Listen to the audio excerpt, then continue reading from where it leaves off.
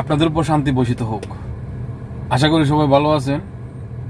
তো আপনারা অনেকেই আমাকে কমেন্ট করতেছেন, আমি আমার সাধ্য অনুযায়ী চেষ্টা করতেছি আপনাদের কমেন্টে রিপ্লাই দেওয়ার জন্য।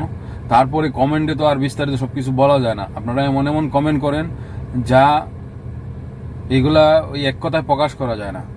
আর হোয়াটসঅ্যাপে তো মেসেজ আসেই। তো অনেকের প্রশ্ন হলো কাতারের পরিস্থিতি নিয়ে। যারা কাতার আছেন বর্তমানে তারা জানেন কাতারের পরিস্থিতি কি ভয়ানক অবস্থা। আপনারা বাংলাদেশ থেকে যা মনে করতেছেন কাতারের পরিস্থিতি রাত দিন ডিফারেন্স। তো আমি অলরেডি অনেকগুলা ভিডিওতে বলছি যে কাতার কাজ নাই, সিচুয়েশন খুব খারাপ। আপনারা যারা মনে করেন যে যাওয়ার পরে যে কোনোভাবে একটা কাজ করতে পারলে হলো, যে কোনো একটা কাজ, যে কোনো কাজ বলতে কোনো কাজ আসলে হয় না। কাজ বলতে আপনি কোনো একটা স্কিল দক্ষতা শিকার পরে ওইটার উপরে যে অভিজ্ঞতা অর্জন করবেন, ওই কাজটার ডিমান্ড আছে আমি মনে করি পৃথিবীর প্রত্যেকটা দেশেই। আর আমরা বাংলাদেশের অধিকাংশ মানুষ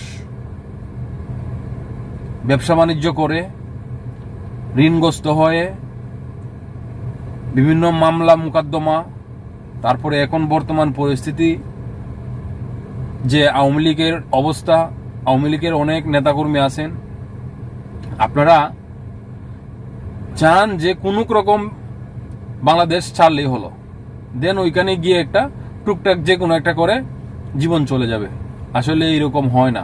আমার জানা মতে এইখানে বর্তমানে অনেক মানুষ বেকার। বেকার থাকার কারণ একমাত্র একটাই, রিজন একটাই, তা হলো তারা কোনো দক্ষতা না জানার কারণে, কোনো স্কিল নাই, নন স্কিল পারসন, কোনো কাজ কাম জানে না। তারা সারা জীবন ফেসবুকে ছবি উঠাইছে, স্ট্যাটাস দিছে আর বাপের হোটেলে খাইছে। এখন এইখানে আইসা তারা কাজ দেখলে ভয় পায়। কিন্তু অনেক মানুষ আছে এখানে,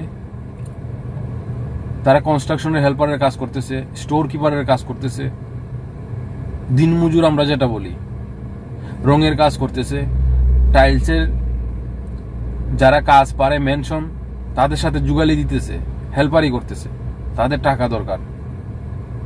দেন ওইখান থেকে টাকা ইনকাম করে তারা একটা দিকে ছুটতেছে, তা হলো কি ফুড ডেলিভারি। লাইসেন্স নিয়ে, সেটা গাড়ি হোক মোটরসাইকেল হোক। তো আমি অলরেডি এই ভিডিওগুলোতে বলছি, আপনারা এখানে আবার কমেন্ট করেন না এই ভিডিও দিকে।